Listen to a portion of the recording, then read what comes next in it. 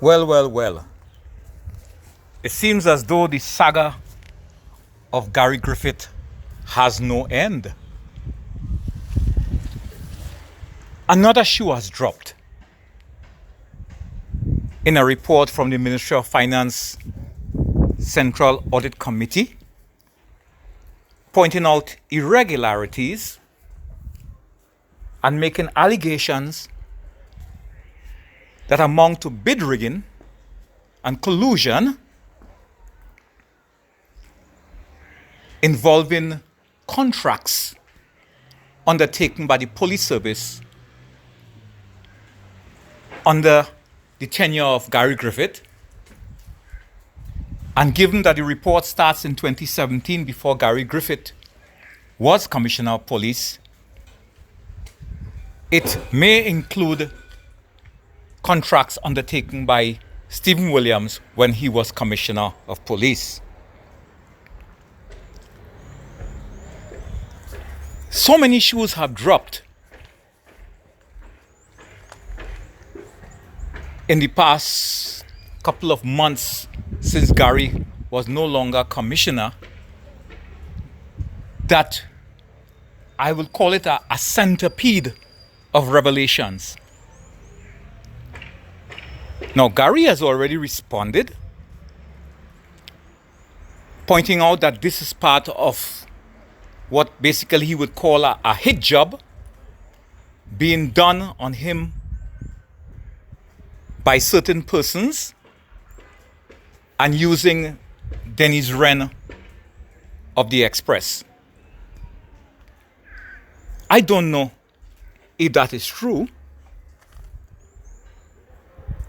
but even if half of the things that were revealed in the Express report coming from the findings of the Central Audit Committee, even if half of those turn out to be true after further investigation and can be proven, then as far as I'm concerned, that is a good hit. And I would support it because I do not support any allegation or any actual corruption emanating especially from the Trinidad and Tobago Police Service. Now, I wonder what Gary is thinking now. Just the other day, in the good old days, he would be on the newspaper and television and radio lambasting people, making disparaging remarks against them, calling them purge, for example, and even making disrespectful remarks and comments about the Prime Minister on the public media. So what happened now? I wonder what Attorney Wayne Sturge is saying now. He might keep quiet, but I'm sure he's laughing in his bowl of cereal every morning when he reads the newspaper. You see, what goes around comes around. And now we have more and more allegations that need to be investigated because some involve allegations of criminal activity. This is one time that I would expect that Gary Griffith would keep quiet on the advice of his attorneys. But you know that is easier said than done. Because any explanation he has to give will at some stage involve him having to consider maintaining his right to remain silent. But you can't remain silent on the pertinent issues as to the actual nature of the allegations and the issues that are being raised, while at the same time trying to lambaste or discredit the persons who are making the complaints or bringing the allegations forward. Whether it is Stanley John, whether it is the Central Audit Committee, whether it's anybody else with so many complaints about irregularities and wrongdoing. But what is of particular interest to me, and is puzzling to me, is the response of the opposition. Now, usually, when allegations of corruption are made when a particular government is in power, the opposition to that will highlight those complaints, will play them up in the press, will use them as examples of bad governorship of the country, and would be using all means to highlight, promote, and to give everyone a clear view of what the allegations are, even before they are investigated criminally.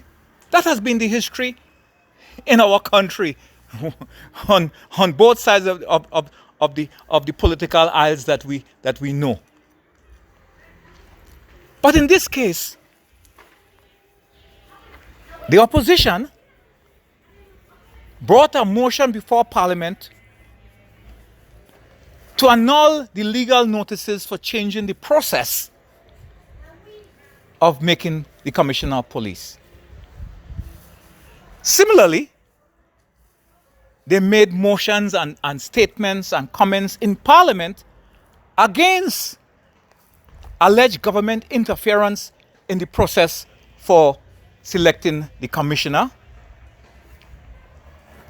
and against the merit list being withdrawn by the previous Police Service Commission. But they're not making any noise about the allegations that are being made, serious allegations, in the police service under the control of the present government, and involving the loss of hundreds of millions of dollars and possibly greater criminal activity. Why is that so? Is it because they are on the side of Gary Griffith, that he is one of their members and they are seeking his interests, thereby will only address the things that appear favorable to him and ignore the ones that are not so favorable? Is that it?